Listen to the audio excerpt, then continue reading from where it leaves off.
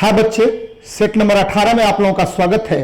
और आज हम लोग एक नए सिरे से कर रहे हैं डिस्कशन। और ये देखिए, बार बार मैं आप लोगों को बताता हूं कि सामान्य विज्ञान वस्तुनिष्ठ के एक से एक प्रश्नों का सेट है। ये 25-25 प्रश्न प्रत्येक सेट में दिया गया है। 253 सेट मैंने इसमें रखा है और ये आपके लिए, आपकी सफलता को दिलाने के लिए, रेलवे एनटीपीसी में एक ऊंचाई पर पहुंचने के लिए बहुत लाभदायक होगा। तो बच्चे, स्टार्ट करते हैं सेट नंबर 18 का हम लोग डिस्कशन। जरा देखिए क्या कह रहा है इस सेट में। देखिए, जब किसी पिंड को चंद्रमा से पृथ्वी पर स्थानांतरित किया जाता है तो सबसे पहले यहां पर बात कर लेते हैं चंद्रमा और पृथ्वी की। चंद्रमा और किसकी? तो पृथ्वी की बात कर लेते हैं बच्चे। तो चंद्रमा क्या है? एक प्राकृतिक उपग्रह है। किसकी? तो पृथ्वी की प्राकृतिक उपग्रह है। और यहां पर दो वर्ड यूज हो रहा है। कौन कौन? तो एक वर्ड यूज हो रहा है, चंद्रमा से पृथ्वी पर स्थानांतरित किया जाता वस्तु को। तो भार और द्रव्यमान में संबंध है। तो द्रव्यमान याद रखिएगा, वस्तु में पदार्थ की मात्रा, वस्तु में पदार्थ की मात्रा को हम द्रव्यमान कहते हैं। एकदम याद रखना है आपको, वस्तु में पदार्थ की मात्रा। चलिए, अब भार के विषय में बात कर लीजिए। भार बल है। क्या है ये? बल है जो किसी वस्तु द्वारा पृथ्वी को अपने केंद्र की ओर खींचने में लगता है। भार बल है जिससे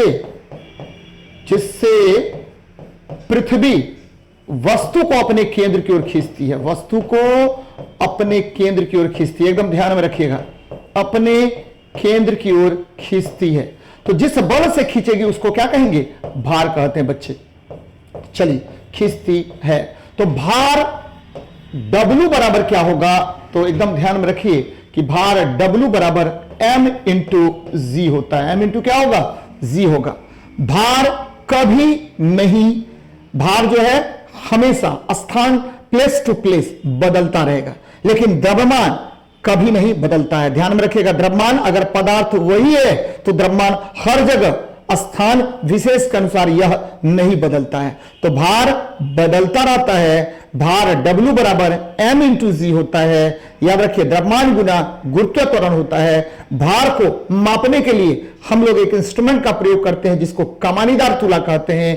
और द्रव्यमान जो है, इसका मान स्थान मतलब प्लेस टू प्लेस यह क्या होगा? नहीं बदलेगा। तो बच्चे, क्या बदलेगा? भार बदलेगा। तो पहले आंसर देख लेते हैं। पृथ्वी पर उसका भार बढ़ जाता है तथा मात्रा घट जाती है। गलत बात है। भार निश्चित रूप से बढ़ती है, लेकिन मात्रा मतलब द्रव्यमान जो है नियत रहेगा। पृथ्वी पर उसका भार घट जाता है। गलत बात है। ठीक है, पृथ्वी पर उसका भार तथा मात्रा अपरिवर्तित रहती है। यह भी गलत बात है। पृथ्वी पर उसका भार बढ़ जाता तथा मात्रा अपरिवर्तित रहती है। तो आंसर क्या होगा? डी नंबर आंसर हो जाएगा। कौन सा नंबर आंसर होगा? तो भैया डी नंबर आपका आंसर होगा। अब देखिए, मेरी बात को समझिएगा। भार में दो वर्ड यूज हो रहा है, एक है द्रव्यमान और दूसरा क्या है? आपको गुरुत्व त्वरण। द्रव्यमान और क्या है? गुरुत्व त्वरण है। एकदम याद रखिएगा, द्रव्यमान और गुरुत्व त्वरण है होता है। द्रव्यमान तो कभी नहीं बदलेगा, लेकिन कौन बदलेगा? तो गुरुत्व त्वरण। तो याद रखिए, भार के बदलने का कारण यह है कि गुरुत्व त्वरण स्थान टू स्थान यानी प्लेस टू प्लेस यह बदलता रहता है। जैसे पृथ्वी से ऊपर जाने पर आपको जी घट जाता है, जिसके कारण भार आपको क्या होगा? घट जाएगा। ध्रुव पर यानी पोल पर जी का मान महत्तम होता है, जिसके कारण भार वहां क्या होगा? महत्तम होगा बच्चे। और विषुवत रेखा पर आपको जी का कम होता है, जिसके कारण भार विषुवत रेखा पर क्या होगा? कम होगा। यदि हम विषुवत रेखा से ध्रुव के तरफ जाएंगे तो भार का मान क्या होगा? बढ़ता जाएगा। तो बच्चे एकदम ध्यान में रखिए, उसी तरह से ध्रुव से विषुवत रेखा की तरफ आएंगे तो भार का मान घटेगा। और याद रखना है कि अंतरिक्ष में भार का मान शून्य हो जाता है। अंतरिक्ष में भार क्या होगा? शून्य। कृत्रिम उपग्रह में भार शून्य हो जाएगा, क्योंकि जी वहां शून्य हो जाता है। ठीक उसी प्रकार आपको अगर हम बात कर लें पृथ्वी के केंद्र पर, तो भी जी का मान शून्य होता है, जिसके कारण भार शून्य हो जाएगा। तो ये बातें याद रखनी है। अब यहां पर देखिए मैंने ये फिगर लगाया है, अब जरा इस पर भी चर्चा कर लेते हैं। ये आपकी पृथ्वी है और ये आपका चंद्रमा है। तो पृथ्वी पर जब आप खड़े हैं तो इससे चंद्रमा का कितना प्रतिशत भाग आपको दिखेगा? तो 59% भाग ही आप देख पाते हैं। एक चीज, दूसरी चीज क्या कि चंद्रमा जो है वह पृथ्वी का प्राकृतिक उपग्रह है और यह क्या करेगा कि पृथ्वी के चारों तरफ चक्कर लगाता है। या किसके चारों तरफ चक्कर लगाएगा? तो पृथ्वी के चारों तरफ चक्कर लगाता है। पृथ्वी और चंद्रमा के बीच की दूरी देखिए 3,84,400 किलोमीटर है, जबकि पृथ्वी और सूर्य के बीच की दूरी होती है 1 एस्ट्रोनॉमिकल यूनिट। कितना होगा?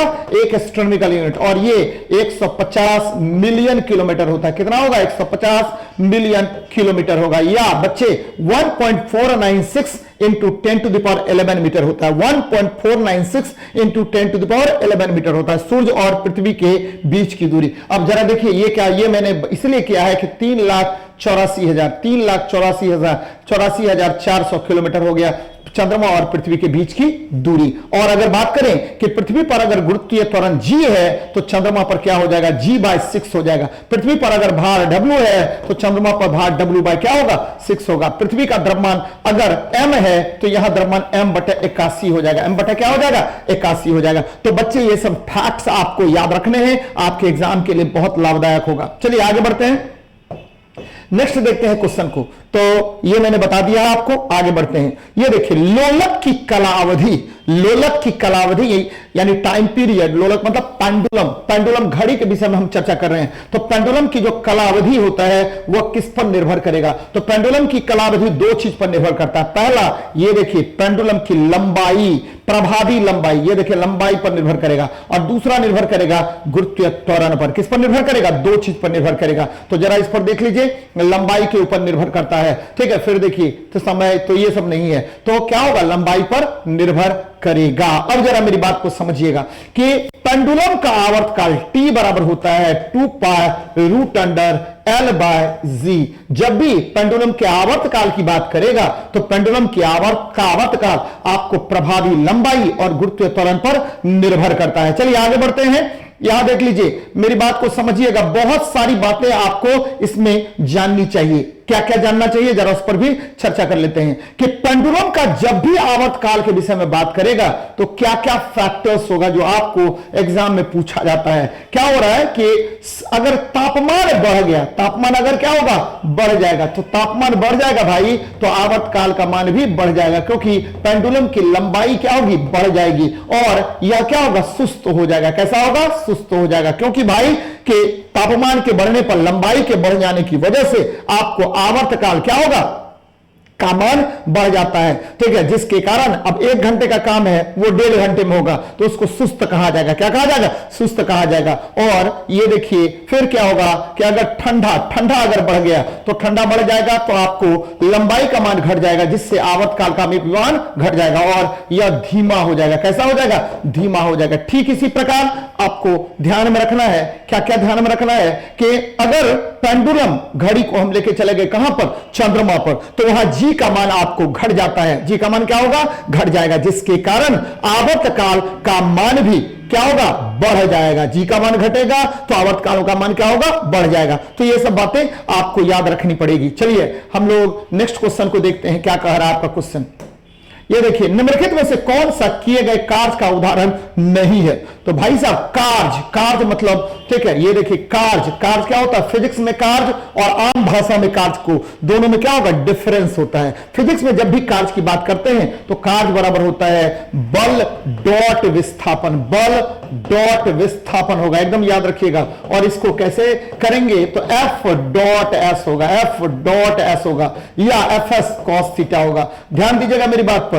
तो या तो बल शून्य हो जाए तो कार्य शून्य होगा।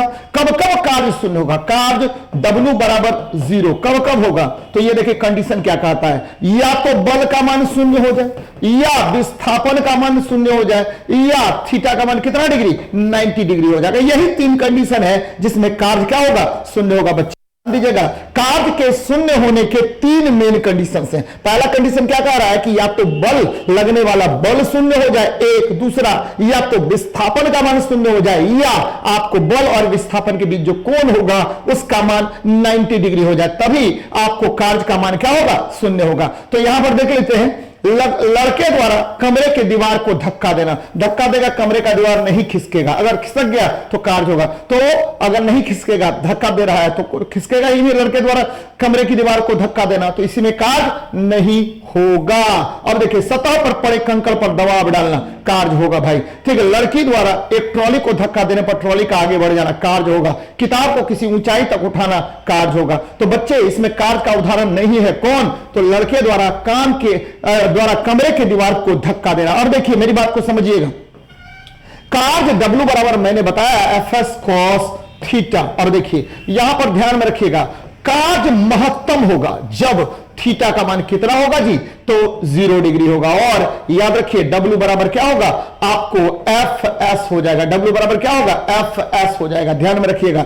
अब देखिए, कार्य क्या होगा, W जो है वह क्या हो जाए, निगेटिव हो जाएगा। निगेटिव कब होगा भाई, निगेटिव जब थीटा का मान 180 डिग्री होगा, यानी बल के विपरीत विस्थापन उत्पन्न हो। किसके विपरीत, बल के विपरीत विस्थापन उत्पन्न होगा, तभी जाकर के कार्य क्या होगा, निगेटिव होगा। और कार्य शून्य कब होगा, जब थीटा का मान कितना डिग्री हो जाएगा, 90 डिग्री होगा, मैंने पहले ही बता दिया है। तो कार्य, ध्यान में रखिए, कार्य का असाई मात्रक जूल होता है, कार्य का सीजीएस मात्रक हर्ट्ज होता है, और कार्य का अगर हम सामान्य भाषा में मात्रक बोले तो क्या कहेंगे, उसको किलो वॉट आवर भी कह सकते हैं, क्योंकि विद्युत ऊर्जा कार्य करने की क्षमता को ही ऊर्जा कहते हैं। तो ऊर्जा के भी मात्रक क्या होंगे, कार्य के मात्रक के समान होंगे। तो बच्चे एकदम ध्यान में रखिएगा कि कार्य का अगर हम बीमा की बात करें तो बीमा होता है ml² t-2, ml² t-2। तो ये सब बहुत ज्यादा पूछा जाता है एग्जाम में। चलिए आगे बढ़ते हैं, नेक्स्ट देखते हैं क्वेश्चन को क्या कह रहा है।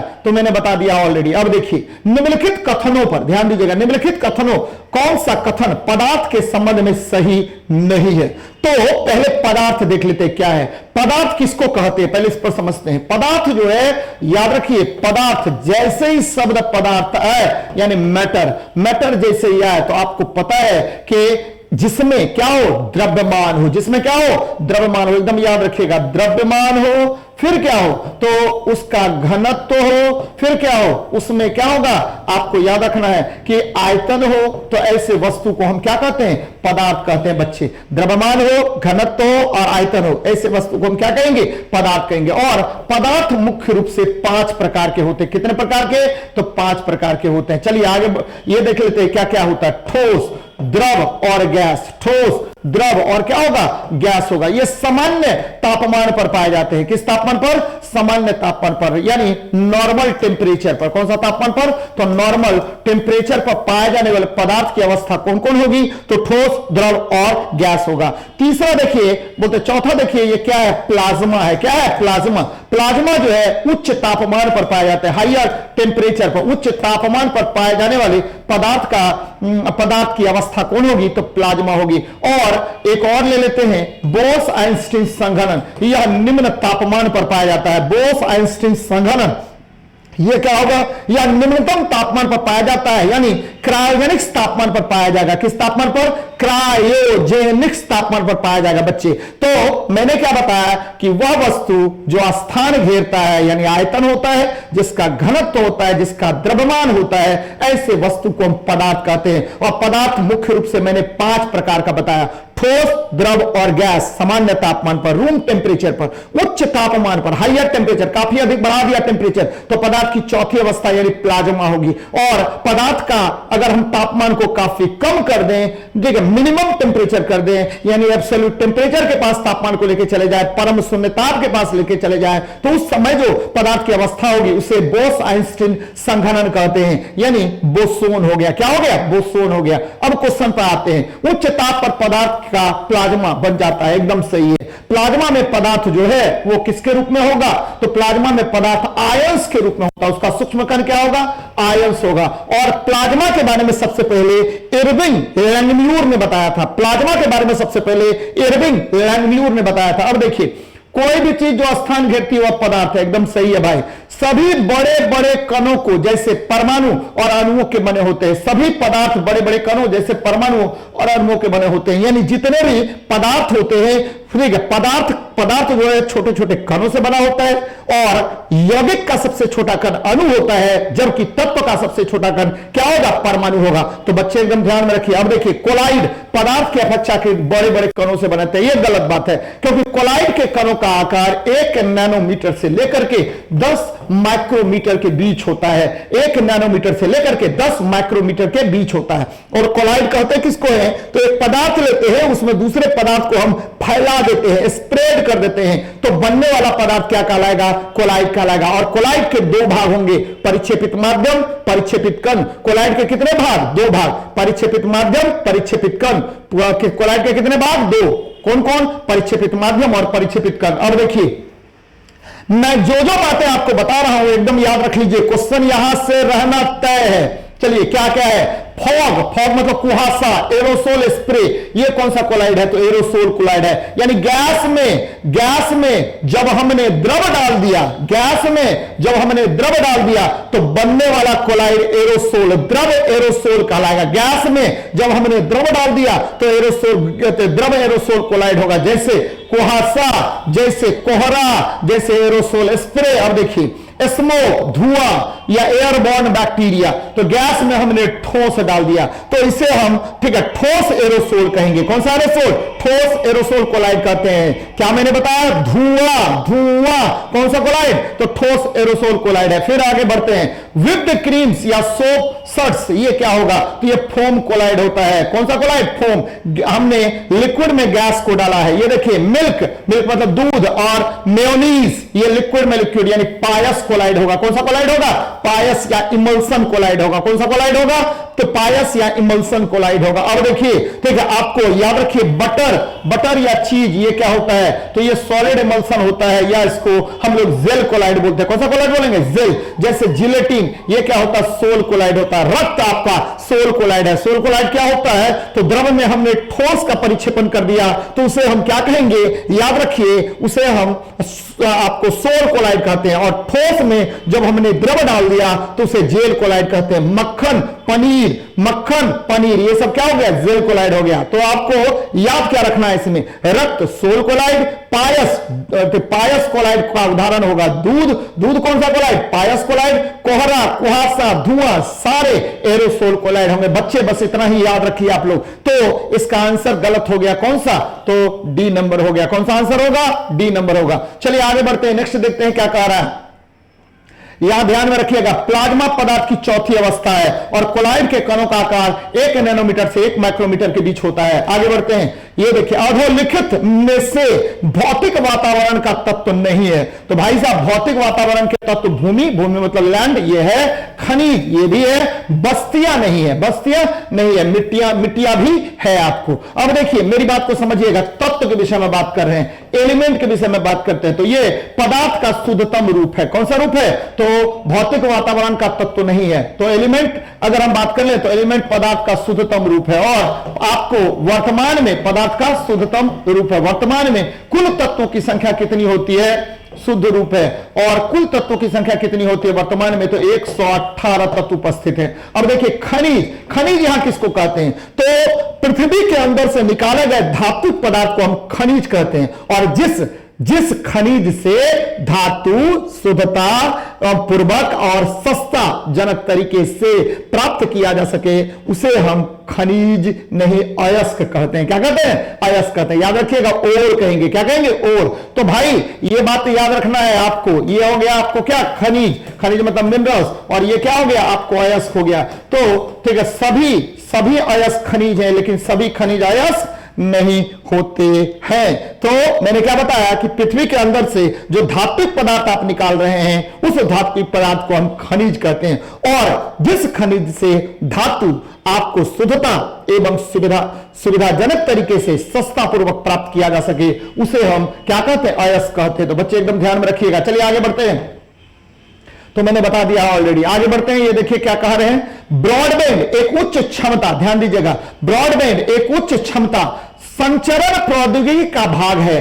ठीक है, किस कारण से? तो भाई साहब क्या होगा कि जब भी ब्रॉडबैंड की बात हम लोग करते हैं, किसकी बात करते हैं? ब्रॉडबैंड की हम लोग बात करेंगे तो ब्रॉडबैंड में काफी अधिक आवृत्ति होता है। क्या होगा? ब्रॉडबैंड में आपको आवृत्ति बहुत अधिक होता है। ध्यान में रखिएगा, ब्रॉडबैंड एक उच्च क्षमता संचरण, ठीक है, प्रौद्योगिकी का उपयोग किस कारण से कर रहा है? तो ये उच्च आवृत्ति, कौन सा आवृत्ति? उच्च आवृत्ति। ये देखिए प्रश्न में क्या कह रहा है? उच्च, ये आवृत्ति की व्यापक श्रेणी इसमें पाई जाती है। उच्च आवृत्ति तो होगा ही होगा, लेकिन आपको इसका ब्रॉड होगा, ब्रॉड श्रेणी होगा, यानी आपको बहुत सारे श्रेणियों में यह आवृत्तियां बटी हुई होंगी। और ध्यान में रखिएगा कि जब भी ब्रॉडबैंड की हम लोग बात करते हैं तो ब्रॉडबैंड जो आपका होता है बच्चे, ब्रॉडबैंड जो होता है वो कितना से कितना जीबी तक? तो आपको 24 से 38, ठीक है, 24 से 38 गीगाबाइट के बीच काम करता है, ठीक है, 24 से 38 जीबी के बीच कार्य करता है। और मैंने यहां पर देखिए एक फिगर भी लगा रखा है। तो जहां भी ब्रॉडबैंड की बात करेंगे वह 100% फाइबर, ठीक है, नेटवर्क होगा। कौन सा होगा? फाइबर नेटवर्क होगा। 100% फाइबर नेटवर्क प्रोवाइड करेगा ये एक चीज। दूसरा चीज क्या कि इसमें ऑप्टिकल फाइबर का प्रयोग होगा। क्या होगा? ऑप्टिकल फाइबर का प्रयोग होगा। किसका प्रयोग करेंगे? ऑप्टिकल फाइबर का प्रयोग करेंगे। तीसरी बात क्या कि इसका स्पीड बहुत अधिक होगा, ठीक है। उसके बाद क्या होगा? यह हाईली सिक्योर्ड नेटवर्क होगा और इसमें अप टाइम जो है यानी अपलोडिंग टाइम जो है वो काफी कम हो जाता है, यानी 99.9% इसका जो अपलोडिंग टाइम है वो क्या होगा? इंक्रीजमेंट हो जाता है। तो बच्चे ध्यान में रखिएगा कि ब्रॉडबैंड एक उच्च क्षमता संचारण प्रौद्योगिकी का एक उपयोग किस कारण से कर रही है? तो आवृत्ति की व्यापक श्रेणी से। चलिए आगे बढ़ते हैं, नेक्स्ट देखते हैं क्या कह रहा है इसमें। देखिए मैंने अभी थोड़ी देर पहले बताया था कि ब्रॉडबैंड एक उच्च क्षमता संचारण प्रौद्योगिकी का उपयोग आवृत्ति के व्यापक श्रेणी के लिए करता है। ब्रॉडबैंड, ठीक, उच्च गति इंटरनेट कनेक्शन। कौन सा? उच्च गति का इंटरनेट कनेक्शन, अभी मैंने बताया भी था। और इसमें हम लोग ऑप्टिकल फाइबर का प्रयोग करते हैं। चलिए आगे बढ़िए। ये देखिए कृत्रिम उपग्रह में सरल लोलक का आवर्तकाल क्या होगा? यह आर्टिफिशियल सैटेलाइट है बच्चे। कौन सा सैटेलाइट है? Artificial satellite. आपको पता है अभी तुरंत मैंने बताया था कि आवर्तकाल T = 2π√L/g। किसका? तो लोलक का आवर्तकाल, सरल लोलक का आवर्तकाल का फॉर्मूला होता है T = 2π√L/g होता है। और कृत्रिम उपग्रह में अगर हम मेरा डिस्कशन आप सुने होंगे थोड़ी देर पहले, तो जी का मान क्या हो जाता है? 0 हो जाता है। जी का मान क्या होगा? 0 होगा। जरा इसमें पुट कर दीजिए 2π√L बटे क्या हुआ? जी का मान 0, तो इसका मान हो जाएगा अनंत, यानी आपका घड़ी कार्य करना बंद कर देगा। यानी कृत्रिम उपग्रह में सरल लोलक का आवर्तकाल कितना होगा? तो अनंत होगा बाबू। क्यों होगा अनंत? क्योंकि ये कृत्रिम उपग्रह में जी का मान क्या होता है? 0 हो जाता है। अब मेरी बात को समझिएगा। कृत्रिम उपग्रह मुख्य रूप से 2 प्रकार के होते हैं। एक तो इस अक्ष में चक्कर लगाएगा जिसको विषुवतरेखीय कक्षा कहते हैं, और एक क्या होगा? आपको उत्तर से दक्षिण चक्कर लगाएगा जिसको हम ध्रुवीय कक्षा कहते हैं। तो जब भी कृत्रिम उपग्रह की बात करेंगे तो वह मुख्य रूप से 2 प्रकार का। पहला कौन? तो पहला हो गया भू अस्थैतिक उपग्रह। दूसरा कौन? ध्रुवीय उपग्रह। पहला भू अस्थैतिक उपग्रह, दूसरा ध्रुवीय उपग्रह। और ध्यान में रखिएगा कि भू अस्थैतिक उपग्रह पृथ्वी से 36,000 किलोमीटर की ऊंचाई पर होता है, जबकि आपको ध्रुवीय उपग्रह लगभग 800 से 1000 किलोमीटर की ऊंचाई पर स्थित होता है। भू अस्थैतिक उपग्रह 24 घंटे में एक चक्कर लगाता है, जबकि ध्रुवीय उपग्रह 6 से 8 घंटे में एक चक्कर लगाता है। तो बच्चे एकदम ध्यान में रखना है, भू अस्थैतिक उपग्रह का उपयोग हम लोग किसमें करते हैं? संचार के क्षेत्र में, जबकि ध्रुवीय उपग्रह का उपयोग हम लोग रिमोट सेंसिंग में किया जाता है। किसमें करते हैं? रिमोट सेंसिंग में करते हैं। तो ये बहुत इंपॉर्टेंट है। चलिए आगे बढ़ते हैं। यहां देखिए क्या कह रहे हैं हम, यह बहुत इंपॉर्टेंट है। अभी तुरंत मैंने चर्चा किया था कि गर्मी के मौसम में लंबाई बढ़ जाता है और आवर्तकाल क्या होगा? बढ़ता है, घड़ी सुस्त हो जाएगा। ठंडे के मौसम में लंबाई घटता है, आवर्तकाल क्या होगा? घट जाएगा। तो ये सब बात मैं ऑलरेडी बता चुका हूं आपको। और आगे बढ़िए। ये देखिए क्वेश्चन क्या कह रहा है। क्वेश्चन कह रहा है कि धातु के लिए पॉइसन अनुपात या पॉइजन्स अनुपात का न्यूनतम एवं अधिकतम मान कितना होता है? तो 0 से लेकर के जो 0.5 होता है। आपके दिमाग में चल रहा होगा कि सर ये पॉइजन्स रेशियो क्या होता है। ये देखिए ये कोई तार है, तार है, तार पर हमने क्या किया, प्रतिबल आरोपित किया, तो तार का जो है डायमीटर चेंज हो जाएगा, चेंज इन डायमीटर बटे ओरिजिनल डायमीटर। इसको हम लोग बोलते हैं लेटरल स्ट्रेन। कौन सा स्ट्रेन? लेटरल स्ट्रेन बोल दीजिए, लेटरल स्ट्रेन, अनुप्रस्थ विकृति, लेटरल स्ट्रेन। अब देखिए एक हो गया क्या कि इसके लंबाई में भी वृद्धि होगा, लंबाई में वृद्धि या बटा प्रारंभिक लंबाई ले लीजिए, इसको बोलते हैं लॉन्गिट्यूडनल स्ट्रेन। कौन सा स्ट्रेन? लॉन्गिट्यूडनल स्ट्रेन कहते हैं, यानी लंबवत विकृति कहते हैं, लंबवत विकृति कहते हैं, याद रखिएगा, लंबवत विकृति या लॉन्गिट्यूडनल स्ट्रेन कहेंगे। तो भाई दो तरह का स्ट्रेन हो रहा है, यदि व्यास में परिवर्तन हो तो व्यास विकृति और लंबाई में परिवर्तन हो तो लंबाई विकृति, दो विकृति हम लोग ले रहे हैं। तो सिग्मा बराबर होता है, याद रखिएगा, सिग्मा बराबर, इसको हम पॉइजन्स रेशियो कहते हैं, और ये रेशियो जो है पॉइजन्स रेशियो कहेंगे, और ये रेशियो का अनुपात, ध्यान दीजिएगा, इसको व्यास विकृति, कौन सा विकृति? व्यास विकृति बटे क्या हो जाएगा आपको, अनुदैर्ध्य विकृति, व्यास विकृति बटे अनुदैर्ध्य विकृति होता है। और इसको ले लीजिए आपको, या लंबवत विकृति भी कर सकते थे, व्यास विकृति बटे अनुदैर्ध्य विकृति, यानी चेंज इन डायमीटर बटा ओरिजिनल डायमीटर बटा चेंज इन लेंथ बटा क्या हो गया, ओरिजिनल लेंथ। इसे ही हम पॉइजन्स रेशियो कहते हैं, और इसका मान जो है 0 से 0.5 होता है। इसका दो मान होता है, ध्यान देना बच्चे, इसके कितने मान होंगे? दो मान। पहला जो मान होता है वो प्रैक्टिकल वैल्यू होता है, प्रैक्टिकल वैल्यू, जिसका मान कितना हो जाएगा, प्रैक्टिकल वैल्यू जो होगा वो होता है 0 से लेकर के 0.5 तक। और एक होता है थ्योरेटिकल वैल्यू, कौन सा? थ्योरेटिकल वैल्यू होता है, और ये थ्योरेटिकल वैल्यू जो होता है -1 से लेकर के +1 होता है। तो भाई साहब आपको केवल पूछेगा कौन सा, प्रैक्टिकल वैल्यू पूछेगा, जिसका मान 0 से लेकर के 0.5 होता है। और मैंने क्या बताया, -1 to +1, इस ऑप्शन में -1 to +1 है भी नहीं, तो पॉइजन्स रेशियो का अनुपात कितना होगा, 0 से 0.5 होता है। तो एकदम बच्चे याद रखना है कि व्यास विकृति और अनुदैर्ध्य विकृति के अनुपात को पॉइस का अनुपात कहते हैं। और यहां पर ध्यान में रखिएगा कि अगर हमको यह पूछेगा कि हुक का नियम क्या है, तो किसी वस्तु पर लगने वाले प्रतिबल मतलब स्ट्रेस, और ठीक है उसमें उत्पन्न विकृति यानी स्ट्रेन जब एक दूसरे का समानुपाती हो जाए तो इसे ही हुक का नियम कहते हैं। हुक्स लॉ क्या होगा कि स्ट्रेस समानुपाती स्ट्रेन, यानी stress directly proportional to strain हो जाएगा, और इसी से निकल के आ जाएगा ई, जिसको क्या बोलते हैं आपको, इलास्टिसिटी, मॉडुलस ऑफ इलास्टिसिटी बोलते हैं। यानी स्ट्रेस क्या मैं बता रहा हूं कि समानुपाती क्या हो गया, स्ट्रेन हो गया, और यहीं से निकल के आ गया कि स्ट्रेस बराबर, ठीक है, बराबर स्ट्रेस बराबर ई इंटू क्या हो गया, स्ट्रेन होगा, जहां पर ई जो है वह मॉडुलस ऑफ इलास्टिसिटी यानी प्रत्यास्था गुणांक कहलाएगा। तो बच्चे एकदम ध्यान में रखिए, चलिए आगे बढ़ते हैं। याद रखिए सब बातें मैंने ऑलरेडी आपको बता दी है। ये देखिए क्या है कि जल में डिटर्जेंट मिलाकर ग्रीस आदि के दाग को हटाए जाते हैं, क्योंकि भाई साहब आपको पता है कि जब भी जल में आप क्या डालिए, तो जल में अगर आप डालिए क्या डालते हैं, तो डिटर्जेंट सब पर हम चर्चा करेंगे। डिटर्जेंट डाल दीजिए किसमें, तो जल में। तो डिटर्जेंट डालेंगे तो पृष्ठ तनाव यानी सरफेस टेंशन का मान क्या होगा, घट जाएगा। सरफेस टेंशन इसका मान डिक्रीज करेगा, पृष्ठ तनाव का मान घट जाता है। और घटने का कारण क्या होता है भाई साहब, क्योंकि ये कोहेसिव फोर्स जो है ससंजक बल, क्योंकि आपको पता है कि सरफेस टेंशन निर्भर करता है द्रव अणुओं के बीच ससंजक बल पर, द्रव अणुओं के बीच ससंजक बल पर निर्भर करता है। एकदम ध्यान में रखिएगा, द्रव अणुओं के बीच ससंजक बल पर निर्भर करेगा।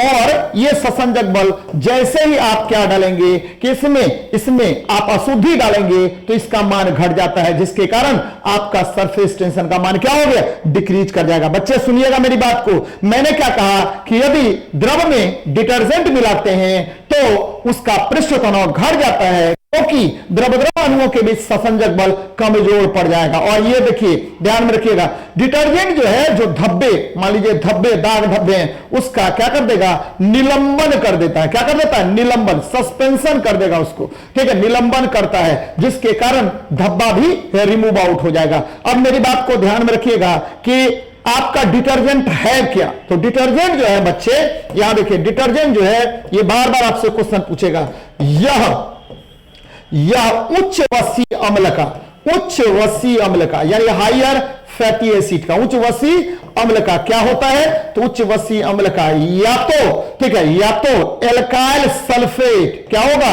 एल्काइल सल्फेट या एल्केनॉइल सल्फोनेट होता है, या एल्केनॉइल सल्फोनेट होता है। ध्यान में रखिएगा, बार बार आपसे क्वेश्चन पूछेगा कि डिटर्जेंट क्या है, तो उच्च वसीय अम्ल का क्या है, एल्काइल सल्फेट या एल्काइल सल्फोनेट है। उच्च वसीय अम्ल का एल्काइल सल्फेट या एल्केनॉइल सल्फोनेट है। अब देखिए क्वेश्चन को फिर से रिपीट कर रहे हैं। जल में डिटर्जेंट मिलाकर ग्रीस आदि के दाग को हटाए जाते हैं क्योंकि तेल व जल के मध्य पृष्ठ तनाव को बढ़ाता है। गलत बात है। मैंने अभी तुरंत बताया कि सरफेस टेंशन को घटाएगा, क्योंकि सरफेस टेंशन द्रव द्रव अणुओं के बीच ससंजक बल पर निर्भर करता है। फिर देखिए तेल व जल के मध्य पृष्ठ तनाव को घटाता है, ये सही है आपका।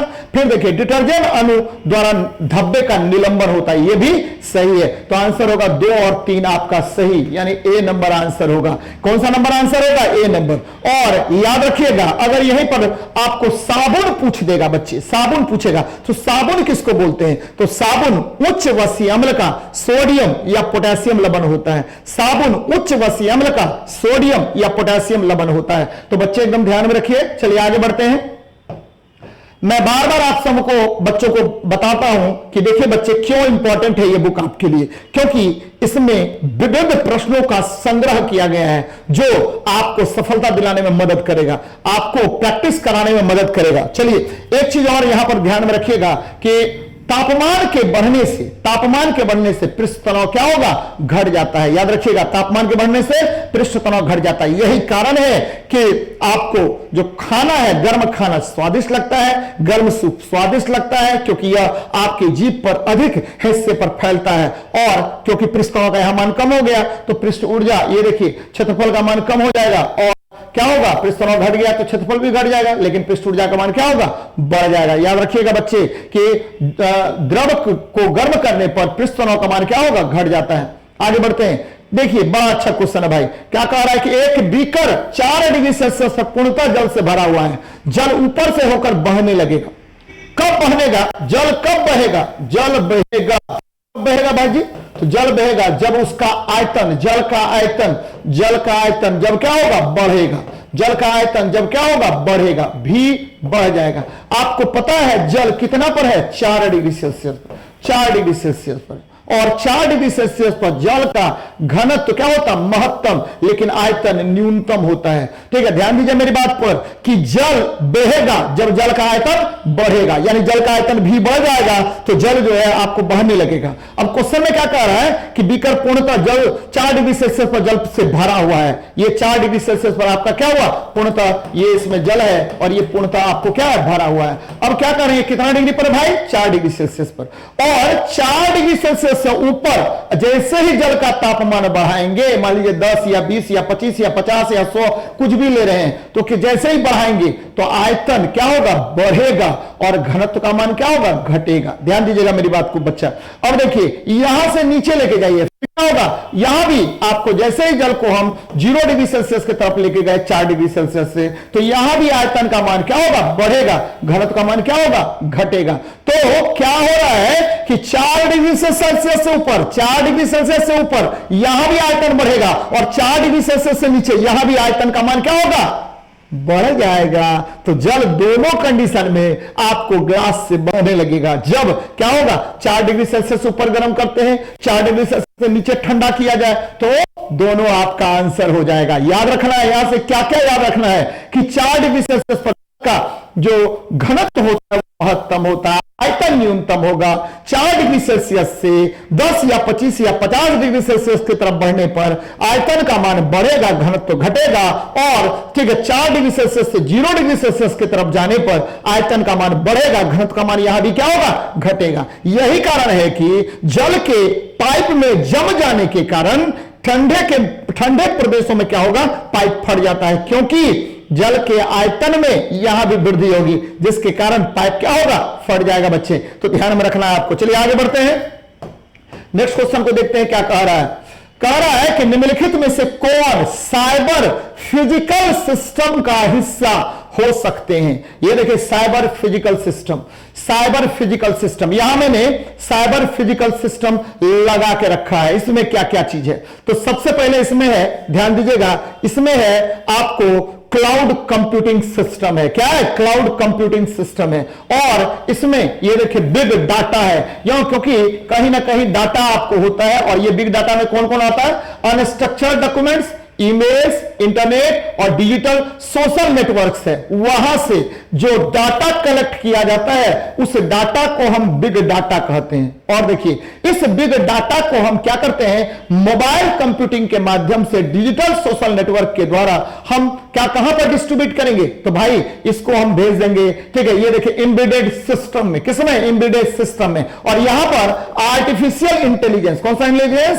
आर्टिफिशियल इंटेलिजेंस के माध्यम से हम उस बिग डाटा से क्या करते हैं? आपको इंफॉर्मेशन कलेक्ट करते हैं। तो भाई साहब आपको ये देखिए क्या है कि इंटरनेट सर्विसेज है और क्लाउड कंप्यूटिंग है, और ये ठीक है आपको मोबाइल ऐप है। मोबाइल जरिए हमने क्या किया कि ये सारा एप्लीकेशन प्लेटफॉर्म को हमने मोबाइल ऐप में डाल दिया प्ले स्टोर के जरिए, और वहां पर आपको डिजिटल नेटवर्क के थ्रू बिग डाटा आया। ठीक है, बिग डाटा से हमने क्या किया कि आपको उसका फ्लो, मटेरियल फ्लो किया। तो ये ब्लॉकचेन टेक्नोलॉजी है। ये कौन सा टेक्नोलॉजी है? ब्लॉकचेन टेक्नोलॉजी है, जिसको इंटरनेट ऑफ थिंग्स कहते हैं। तो इसके द्वारा आपको साइबर फिजिकल सिस्टम का निर्माण होता है। और वर्तमान में इसीलिए मैं बार बार आपको क्लास में भी बताता हूं कि बच्चे आज जो आपके हाथ में स्मार्ट मोबाइल है या स्मार्टफोन है, वह एक्चुअली आपके हाथ में पूरा संसार उपस्थित है। क्योंकि अगर आपको सही अर्थ में वर्क करने आता है, आपके मोबाइल का यूटिलाइजेशन करने आता है, तो यह एक वरदान भी साबित हो सकता है और एक अभिशाप भी साबित हो सकता है। तो यहां देखिए क्या क्या होगा? Cyber physical system. भाई साहब आपको खोजना है एआई, आर्टिफिशियल इंटेलिजेंस। आप गूगल ऑन किए और उसमें जो आपका गूगल असिस्टेंट है बोले हेलो आर्टिफिशियल इंटेलिजेंस, एकदम इंफॉर्मेशन बोलने लगेगा। तो ये क्या है? आर्टिफिशियल इंटेलिजेंस है, कृत्रिम बुद्धिमत्ता है। सेंसर और एग्जीक्यूटर्स, बहुत सारा सेंसर लगा होता है मोबाइल सिस्टम में, और ये क्या करता है? आपको एग्जीक्यूट करेगा आपके वर्कडन को। बिग डाटा एनालिटिक्स मैंने बता दिया है। स्मार्टफोन और ब्लॉकचेन टेक्नोलॉजी, यानी सभी आपको आएंगे साइबर फिजिकल सिस्टम में। क्लियर हो गया होगा कंसेप्ट। चलिए आगे बढ़ते हैं, नेक्स्ट क्वेश्चन को देखते हैं क्या कह रहा है क्वेश्चन आपका। देखते हैं, यही मैंने बताया आपको। ये देखिए एक बहुत बहुत इंपॉर्टेंट है।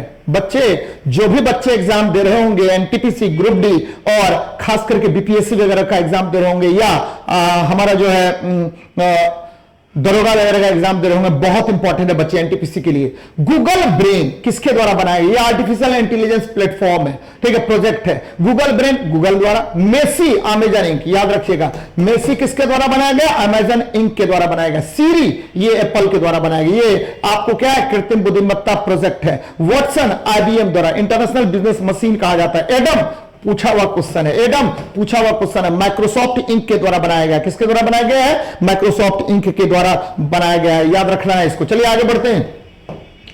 ये देखिए क्या है? रक्त में पाए जाते हैं, बहुत इंपॉर्टेंट क्वेश्चन है भाई साहब। रक्त जो है, रक्त क्या है? संयोजी उत्तक है, ध्यान दीजिएगा, संयोजी उत्तक है। रक्त जो है याद रखिएगा, रक्त जो है वह ऋणात्मक सोल है, निगेटिवली पार्टिकल यानी निगेटिवली चार्ज सोल है। निगेटिवली सोल है। सोल मतलब क्या होता है? अभी तुरंत थोड़ी देर पहले मैंने बताया था कि द्रव में यदि ठोस का परिक्षेपण हो तो उसे सोल कहा जाता है। और रक्त निगेटिवली यानी ऋणात्मक सोल है। लेकिन हेमोग्लोबिन की बात करेंगे तो हेमोग्लोबिन धनावेशित होता है। हेमोग्लोबिन ये क्या होता है? ये धनात्मक होता है। ठीक है, रक्त में पाया जाता है हेमोग्लोबिन और ये धनात्मक होगा, याद रखिएगा पॉजिटिव होगा, क्योंकि ये क्या होता है? Fe2+ आयन होता है। Fe2+ आयन होता है। तो रक्त क्या हो गया? ऋणावेशित कणों के बने होते हैं। हमारे शरीर में आपको रक्त कितना होगा? 5 से 6 लीटर रक्त होता है। और बच्चे एकदम ध्यान में रखिएगा कि रक्त जो है वह शरीर के तापमान को नियंत्रित रखता है और शरीर के कोशिकाओं तक ऑक्सीजन पहुंचाने का या पोषक पदार्थ पहुंचाने का कार्य करता है। रक्त ही हमारे यानी WBC रक्त जो है हमारे प्रतिरक्षा तंत्र को मजबूत करता है। अब यहां पर याद रखिए पॉजिटिवली चार्ज सोल्स क्वेश्चन पूछा जाता है, धनात्मक सोल कौन कौन है? तो भाई साहब एकदम जो मैं बता रहा हूं उसको याद रखना है आपको। सबसे पहले तो Fe2O3 into XS2, Fe2O3 into XS2 question पूछा हुआ है। फिर देखिए ये देखिए methylene blue, methylene blue haemoglobin, अभी तुरंत मैंने बताया था ये पॉजिटिवली सोल है। और ठीक है आपको titanium oxide sol, titanium oxide sol ये क्या है आपको, ये आपका पॉजिटिवली चार्ज सोल है। जरा इसको देखिए निगेटिवली चार्ज सोल में क्या होता है, कौन कौन होगा जो आपको पूछेगा, एसिड डायस्टर्स या कॉन्गो रेड सोल्स, ये पूछा हुआ क्वेश्चन है। कॉन्गो रेड, ठीक है कॉन्गो रेड सोल्स कैसा होता है, तो ऋणात्मक चार्ज सोल्स होता है, ऋणात्मक आवेशित ठीक है सोल होता है। और स्टार्च, ये देखिए स्टार्च का जो सोल बनेगा वो गम होगा, जिलेटिन होगा, क्ले होगा, चारकोल होगा, सभी ऋणात्मक सोल्स होता है। कौन सा होगा, ऋणात्मक सोल्स होता है। फिर से मैं रिपीट कर रहा हूं, methylene blue haemoglobin, methylene methylene blue haemoglobin ये क्या हो, एवं टाइटेनियम ऑक्साइड ये धनात्मक सोल होगा। और ठीक है आपको याद रखना है कि एसिड डायस्टर्स या कॉन्गो रेड सोल्स में और sols of starch, gum, gelatin का चारकोल ये सभी जो है वो होंगे आपको ऋणात्मक सोल होगा। रक्त क्या होगा, तो ऋणावेशित कण से बना होता है बच्चे, एकदम याद रखिएगा। यहां देखिए रक्त में ऋणावेशित कण पाए जाते हैं, रक्त ऋणावेशित सोल होता है, रक्त में हेमोग्लोबिन धनावेशित कण है। रक्त क्या होता है, संयोजी उत्तक है, यहां देखिए लिखा हुआ भी है, रक्त क्या है, संयोजी उत्तक है। और यह शरीर को गर्म एवं कोशिकाओं तक पोषक पदार्थों तथा ऑक्सीजन पहुंचाने का कार्य करता है। बच्चे देखिए मैं बार बार बता रहा हूं कि आपके लिए यह बहुत बहुत इंपॉर्टेंट है। चलिए देखते हैं नेक्स्ट क्वेश्चन को देखते हैं, कोलाइडी कणों का साइज किस क्रम में होता है। तो भाई साहब कोलाइडी कणों के विषय में बात कर रहा है, किसके विषय में बात कर रहा है, तो कोलाइडी कणों के विषय में बात कर रहा है। जब भी कोलाइडी कणों के विषय में बात करेगा तो कोलाइडी कणों का जो आकार होता है वो कितने के बराबर होगा, तो कोलाइडी कणों का जब भी हम आकार के विषय में बात करेंगे तो कोलाइडी कणों का आकार आपको 1 माइक्रोमीटर से क्या होता है, अधिक होता है। और कोलाइड मैंने अभी थोड़ी देर पहले बताया था। अभी यहां पर 3 चीज के विषय में हम चर्चा कर रहे हैं, आपको याद रख लेना है। सबसे पहले निलंबन, फिर क्या आपका कोलाइड, ये क्या है, कोलाइड है। और ये क्या है, तो कोलाइड है। और ये क्या है, आपको वास्तविक विलयन है। कौन सा विलयन है, तो वास्तविक विलयन है। भैया यहां देख लीजिएगा, मेरी बात को समझिएगा आप लोग, ठीक है। अगर हम आपको नेकेड आई से यानी खुली आंखों से देख सकते हैं तो उसको हम सस्पेंशन कहते हैं। क्या कहेंगे, सस्पेंशन कहेंगे। और यह आपको विषमांगी विलयन होता है। इसमें ठीक है आपको या तो टिंडल इफेक्ट या ब्राउनियन इफेक्ट हो भी सकता है, नहीं भी हो सकता है। तो 3 बातें याद रखें सस्पेंशन में। इसके कणों को हम नंगी आंखों से देख सकते हैं, एक चीज। दूसरी चीज क्या, इसके कणों का आकार 10⁻⁵ सेंटीमीटर से क्या होगा, आपको बड़ा होगा, यानी 10⁻³ से लेकर के 10⁻⁵ सेंटीमीटर के बीच होता है। आपको इसका आकार, कणों का आकार नंगी आंखों से देख सकते हैं। या विषमांगी ठीक है माध्यम होता है या विषमांगी मिश्रण होता है। और यह ध्यान में रखिए कि यह आपको टिंडल इफेक्ट और ब्राउनियन प्रभाव प्रदर्शित कर भी सकता है, नहीं भी कर सकता। कौन, सस्पेंशन। अब देखिए कोलाइड के विषय में, इसके कणों का आकार 10⁻⁷ से 10⁻⁵ सेंटीमीटर होता है। 10⁻⁷ से 10⁻⁵, 10⁻⁷ से 10⁻⁵ सेंटीमीटर के बीच होता है। और इसे अल्ट्रा माइक्रोस्कोप से देख सकते हैं। और ध्यान में रखिएगा इसे नंगी आंखों से नहीं देखा जा सकता। यह भी विषमांगी विलयन है। और याद रखिए कोलाइड जो है ब्राउनियन गति और क्या, टिंडल प्रभाव दोनों प्रदर्शित कर सकता है। ब्राउनियन गति और टिंडल प्रभाव प्रदर्शित करता है। और देखिए वास्तविक विलयन के कणों का आकार जो होता है वो 10⁻⁷ सेंटीमीटर से क्या होगा, और भी कम होगा। तो 10⁻⁷ सेंटीमीटर से और भी कम होगा। और ध्यान रखिए बच्चे कि इसको नंगी आंखों से नहीं देख सकते हैं। और यह क्या होता है, समांगी विलयन होता है। तो बार बार आपसे क्वेश्चन क्या पूछेगा कि विषमांगी विलयन में कौन कौन, कोलाइड और निलंबन दोनों, कोलाइड और निलंबन दोनों। वास्तविक विलयन में कौन, तो वास्तविक विलयन जो है आपको ध्यान में रखिएगा समांगी विलयन है। कौन सा विलयन है, समांगी विलयन है। और मैंने क्लियर कर दिया है एक एक पॉइंट आपको, कौन टिंडल प्रभाव प्रदर्शित कर भी सकता है, नहीं भी।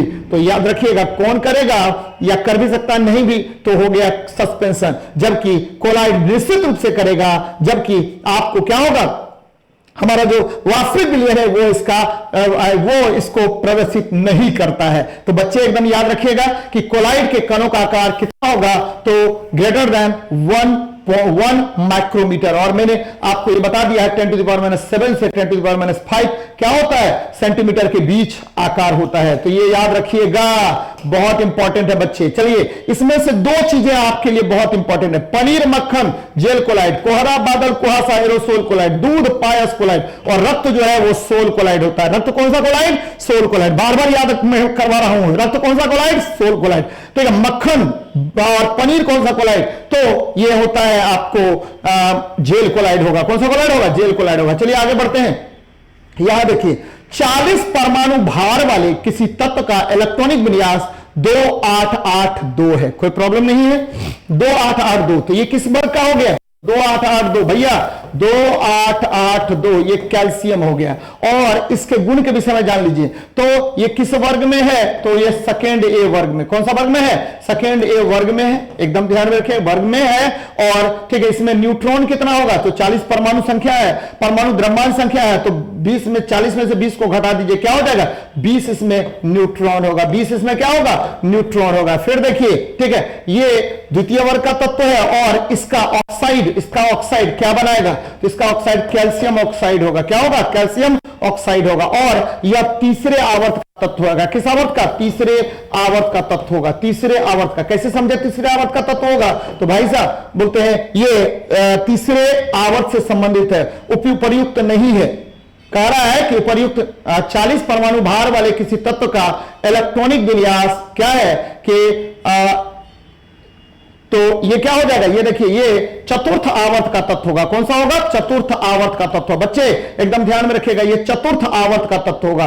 तो इसका जो ऑक्साइड होगा, इसमें दो ऑप्शन आपको गड़बड़ है, सी और डी दोनों आपको क्या है, गड़बड़ हो गया, क्योंकि इसका ऑक्साइड होना चाहिए क्या, कैल्शियम ऑक्साइड है। इसको कैल्शियम ऑक्साइड कर लेंगे। कैल्शियम इनमें क्या है, ऑक्साइड का सूत्र CO है, और यह आवर्त सारणी के तीसरे आवर्त से संबंधित है।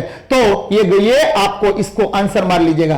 तो 40 परमाणु भार वाले किसी तत्व का इलेक्ट्रॉनिक विन्यास 2882 है। ठीक है, इस तत्व के लिए कौन सा उपर्युक्त नहीं है, सही नहीं है, तो वाक्य सही नहीं है। आवर्त सारणी के समूह 2 से संबंधित, कोई बात नहीं, इसमें 20 न्यूट्रॉन है, ये भी सही है। इनमें ऑक्साइड का सूत्र क्या होगा, CO है, और यह आवर्त सारणी के चतुर्थ आवर्त का तत्व होगा। तो आंसर क्या हो जाएगा, चतुर्थ आवर्त का तत्व है। ये चतुर्थ कर लीजिए, या यहां पर क्या कर लीजिए, यहां पर ध्यान दीजिए मेरी बात को, यहां पर हम क्या कर लेंगे, ये जो है CO2 अगर छोड़ देते हैं तो CO2 छोड़ दीजिए, यहां पर कर लीजिए चतुर्थ आवर्त का तत्व है, चतुर्थ आवर्त का तत्व है। तो आंसर क्या हो जाएगा इनमें, ठीक है, इनमें ऑक्साइड का सूत्र क्या होता है, CaO होता है। तो आंसर ये मार लीजिएगा। अब हम जरा कैल्शियम के विषय में बात कर रहे हैं, तो इस कैल्शियम का सूत्र क्या होता है, 2882 हो गया, यानी 10 10 20 हो गया। जरा इसको देखिए, 1s2 2s2 2p6 3s2 और 3p क्या होगा, 3p6 और 4s2, यानी ये देखिए, ये चतुर्थ आवर्त का तत्व है। किस आवर्त का तत्व है, चतुर्थ। बस यहां पर कर लेना है, चतुर्थ आवर्त का तत्व है। तो आंसर क्या हो जाएगा, C नंबर आपको आंसर होगा। इसका आंसर मारिएगा C नंबर, और बस यहां पर चतुर्थ आवर्त कर लेना है। क्या कर लेना है, चतुर्थ आवर्त का तत्व कर लेना है, क्योंकि जितनी कक्षा संख्या होती है उतना ही आवर्त होता है। तो कैल्शियम जो है, ठीक है, आपको S ब्लॉक एलिमेंट है। कैल्शियम जो है, ध्यान में रखिएगा, आपको क्या है, द्वितीय आवर्त का तत्व है। किसका है, द्वितीय, ठीक है, द्वितीय बोलते हैं, द्वितीय वर्ग का तत्व है, सेकेंड वर्ग का तत्व है।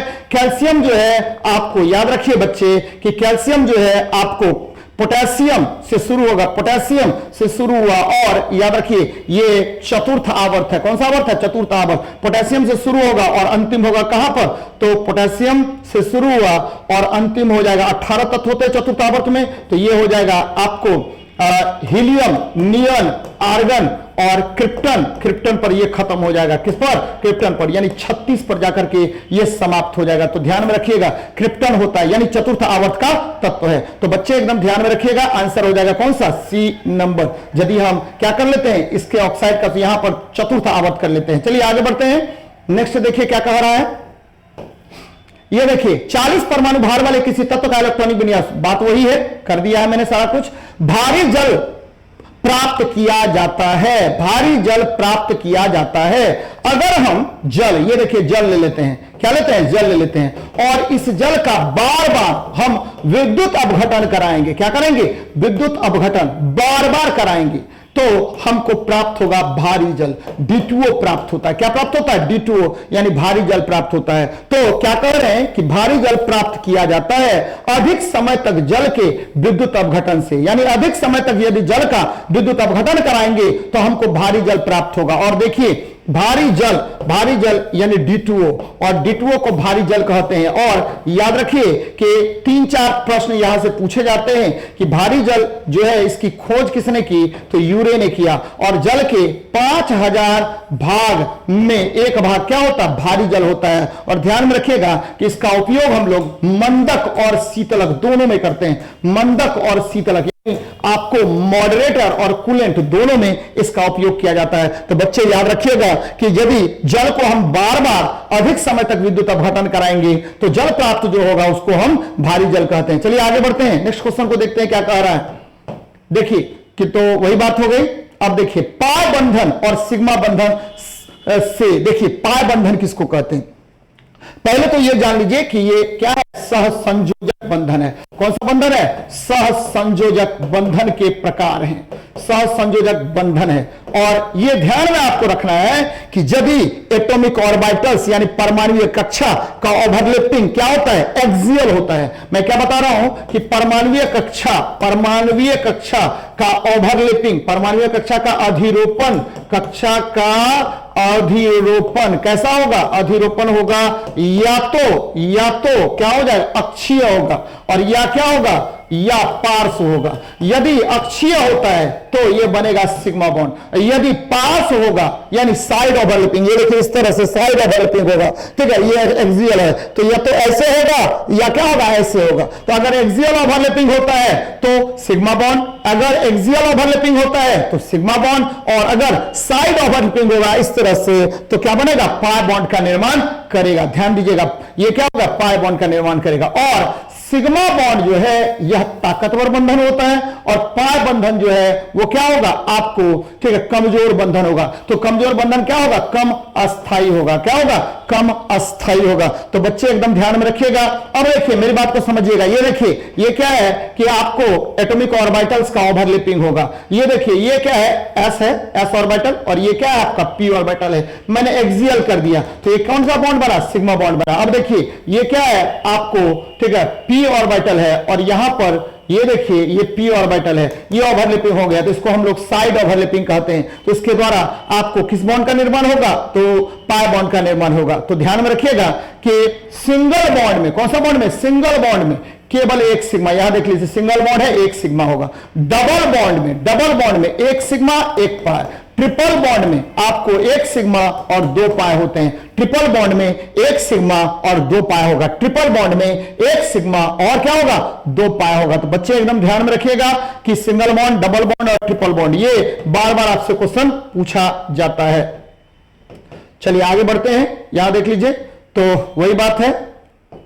ये देखिए क्या है, तो सिंगल बॉन्ड में एक सिग्मा बॉन्ड, डबल बॉन्ड में एक सिग्मा एक पाई, और ट्रिपल बॉन्ड में 2 ठीक है 2 पाई और 1 सिग्मा होता है। चलिए बढ़ते हैं हम लोग आगे, नेक्स्ट क्वेश्चन को देखते हैं। इंटरनेट एड्रेस कौन देता है? तो जो भी इंटरनेट का आर्किटेक्चर होगा वही इंटरनेट एड्रेस देता है। और याद रखिएगा जब भी आईपी की बात करेंगे, ठीक है, इंटरनेट एड्रेस की बात करेंगे तो यह आईपी, ठीक है, आईपी ये इंटरनेट प्रोटोकॉल और टीसीपी और आईपी पर कार्य करता है। तो इंटरनेट एड्रेस कौन देगा? इंटरनेट आर्किटेक्चर देगा। और यह किस पर आधारित होता है? तो ये टीसीपी और आईपी पर आधारित होता है। और इंटरनेट एड्रेस जो है 32 बिट्स का कोड होता है। कितना बिट्स का कोड होगा? 32 बिट्स का कोड होता है। और यह ध्यान में रखना है कि www अगर करते हैं तो इसका निर्माण किया था टिम बर्नर्स-ली ने। किसने किया था? टिम बर्नर्स-ली ने। एकदम ध्यान में रखिएगा, टिम बर्नर्स-ली ने किया था इसका निर्माण। और अगर हम आपको ईमेल की बात करें तो ईमेल जो है रे टॉमिल्सन। किसने किया था? तो रे टॉमिल्सन ने किया था। ध्यान में रखिएगा बच्चे, रे टॉमिल्सन ने इसका निर्माण किया था। चलिए आगे बढ़ते हैं, नेक्स्ट क्वेश्चन पे देखते हैं क्या कह रहा है। तो वही बात मैंने यहां लिखा है कि इंटरनेट एड्रेस इंटरनेट आर्किटेक्चर देता है। इंटरनेट एड्रेस 32 बिट्स का एक प्रोटोकॉल होता है, इसका विकास 1998 में किया गया। और इंटरनेट में देखिए ये आपको प्रोटोकॉल है 8 बिट्स 8 बिट्स 8 बिट्स 8 बिट्स यानी 4 बाइट्स का होगा। यानी इंटरनेट एड्रेस 4 बाइट्स का होता है, यानी 8 बिट्स, कुल मिलाकर 32 बिट्स हो जाएगा। कितना बिट्स होगा? 32 बिट्स का इंटरनेट एड्रेस होता है। चलिए बच्चे आगे बढ़िए, नेक्स्ट क्वेश्चन को देखते हैं क्या कह रहा है कि इंटरनेट ऑफ थिंग्स पद संदर्भित है। तो इंटरनेट से जुड़ी मशीनों के नेटवर्क से, इंटरनेट से जुड़ी मशीनों का जो नेटवर्क होगा उसको हम लोग क्या कहते हैं? तो इंटरनेट, ठीक है, ऑफ थिंग्स कहा जाता है। ध्यान में रखिएगा, इंटरनेट ऑफ थिंग्स कहते हैं, यानी इंटरनेट से जुड़े मशीनों के नेटवर्क को हम क्या कहेंगे कि आपको इंटरनेट ऑफ थिंग्स कहेंगे। जरा यहां पर देखिए इंटरनेट ऑफ थिंग्स क्या क्या हुआ। तो डाटा सेंसिंग एंड कलेक्शन, पहला नंबर हुआ डिवाइस कनेक्शन, डिवाइस को कनेक्ट करेंगे, फिर डाटा सेंसिंग करेंगे और कनेक्ट करेंगे, डाटा कलेक्टिंग करेंगे डाटा को, फिर डाटा को ट्रांसपोर्ट करेंगे और एक्सेस करेंगे, फिर डाटा एनालिटिक्स के पास भेजेंगे और ठीक है data value defined by action, यानी उसको ठीक है डाटा को वैल्यूड करेंगे हम लोग कि कितना इंपॉर्टेंट है वो डाटा हमारे लिए, और फिर हम लोग एप्लीकेशन करेंगे किसमें? तो ह्यूमन में एप्लीकेशन करेंगे। ह्यूमन को क्या करेंगे? उसका उपयोग करेंगे, ह्यूमन के द्वारा मनुष्य पर उसका प्रयोग करेंगे। तो इसे ही क्या कहा जाता है आपको? ठीक, इंटरनेट ऑफ थिंग्स कहा जाता है। फिर से सुनिए मेरी बात को, क्या मैं कह रहा हूं कि सबसे पहले आप डिवाइस को कनेक्ट करेंगे, देन आफ्टर डिवाइस के कनेक्शन के बाद डाटा कलेक्ट जो हुआ है उसको डाटा कलेक्ट करेंगे, डाटा को सेंसिंग करेंगे, कौन कौन सा डाटा आपके लिए इंपॉर्टेंट है। देन आफ्टर डाटा को क्या करेंगे? ट्रांसपोर्ट और एक्सेस करेंगे, फिर जाके डाटा एनालिटिक्स के पास में भेजेंगे कि कौन डाटा आपके लिए इंपॉर्टेंट है। तो वो डाटा वहां से क्या करेगा? डाटा एनालिटिक्स जो है वो उसको वैल्यूड करेगा कि इसका क्या क्या एक्शन होना चाहिए, और उसके बाद मानव पर उसका उपयोग करेंगे, मानव के लिए उसका उपयोग करेंगे। तो इसे ही इंटरनेट ऑफ थिंग्स कहा जाता है। तो क्या क्या बात हुई कि सबसे पहले क्या हो रहा है कि डिवाइस को कनेक्ट कर रहे हैं, उसके बाद क्या कह रहे हैं कि डाटा कलेक्ट कर रहे हैं, उसके बाद क्या कह रहे हैं कि डाटा, ठीक है, डाटा कलेक्ट के बाद उसको ट्रांसपोर्ट और एक्सेस कर रहे हैं, फिर क्या करेंगे? डाटा एनालिटिक्स के पास भेजेंगे, फिर उसमें से कौन सा डाटा आपके लिए वैल्यूएबल है उसका हम लोग उपयोग करेंगे और उसके लिए उसका उपयोग करना शुरू कर देंगे। तो इसे ही इंटरनेट ऑफ थिंग्स कहा जाता है। बच्चे ध्यान में रखिए। चलिए आगे बढ़ते हैं, नेक्स्ट क्वेश्चन को देखते हैं क्या कह रहा है आपको कि उबलते जल में कौन पिघल जाता है। यहां देखिए उबलते जल में कौन पिघल जाएगा, बड़ा अच्छा क्वेश्चन है। तो उबलते जल में उड धातु पिघल जाता है, क्योंकि उड धातु जो है बच्चे, उड धातु ये किसका बना होता है? तो उड धातु ये एक मिश्र धातु है, ये क्या है? मिश्र धातु, उड धातु। और ये इसमें सबसे अधिक मात्रा में क्या होगा? तो सबसे अधिक मात्रा में बिस्मथ होता है। उसके बाद क्या होगा? लेड होगा, टिन होगा, कैडमियम, यानी बिस्मथ, लेड, ठीक है, बिस्मथ प्लस क्या कर दीजिए? लेड कर दिए, ठीक है, उसके बाद टिन कर दीजिए और उसके बाद कैडमियम कर दीजिए, यानी इतने चीजों का यह बना होता है। यानी पीबी, ठीक है, बीआई बिस्मथ, फिर पीबी और ठीक है एसएन और कैडमियम का बना होता है, सीडी का बना होता है कौन? उड धातु। और जैसे ही इसको गर्म पानी में डालेंगे, उबलते जल में डालेंगे, ये क्या होगा? आपको ठीक आपको पिघल जाएगा। गण धातु क्या होता है? गण मेटल की बात कर रहे हैं, तो copper Cu plus Zn plus Sn को मिला देते हैं। कॉपर, जिंक और टिन का मिश्रण क्या कहलाएगा? मिश्र धातु क्या कहलाता है? गण धातु कहलाता है। जबकि मोनल मेटल किसको कहते हैं? तो मोनल मेटल, ठीक है, Cu, कॉपर, उसके बाद इसमें फेरस थोड़ा सा डाल दीजिए और निकेल डाल दीजिए, तो ये बन गया क्या? मोनल मेटल बन गया। और घंटा धातु, कॉपर और टीना का मिश्र धातु होता है, कॉपर और टीना का मिश्र धातु होता है कौन? घंटा धातु। बच्चे एकदम याद रखिएगा, उबलते जल में कौन पिघल जाता है? तो उड धातु पिघल जाता है, क्योंकि यह बिस्मथ, लेड, टीना और कैडमियम का बना होता है। बिस्मथ, लेड, टीना और कैडमियम का बना होगा कौन? तो आपको उड धातु। और ये इसके बनाए जाते हैं क्या? आपको जो आजकल बहुत ज्यादा हम लोग यूज करते हैं, ये जो किचन में जो यूटेंसिल्स का प्रयोग होता है वो उड धातु का भी बनाया जाता है बहुत अधिक, क्योंकि दिखने में कैसा लगेगा? वुडन के समान, लकड़ी के समान लगेगा, और बहुत ज्यादा प्रेशियस भी होता है, बहुत ज्यादा महंगा भी होता है ये। चलिए आगे बढ़ते हैं, नेक्स्ट क्वेश्चन को देखते हैं क्या कह रहा है कि निम्नलिखित में से कौन सा एक सूक्ष्म पोषक तत्व है। यहां पर बात हो रहा है सूक्ष्म पोषक तत्व। तो सबसे पहले बात करते हैं पौधों के लिए 2 प्रकार के तत्वों की आवश्यकता होती है। पौधों के लिए कितने प्रकार के तत्व की आवश्यकता? तो तत्वों की आवश्यकता कितने प्रकार के? तो 2 प्रकार के तत्वों की आवश्यकता।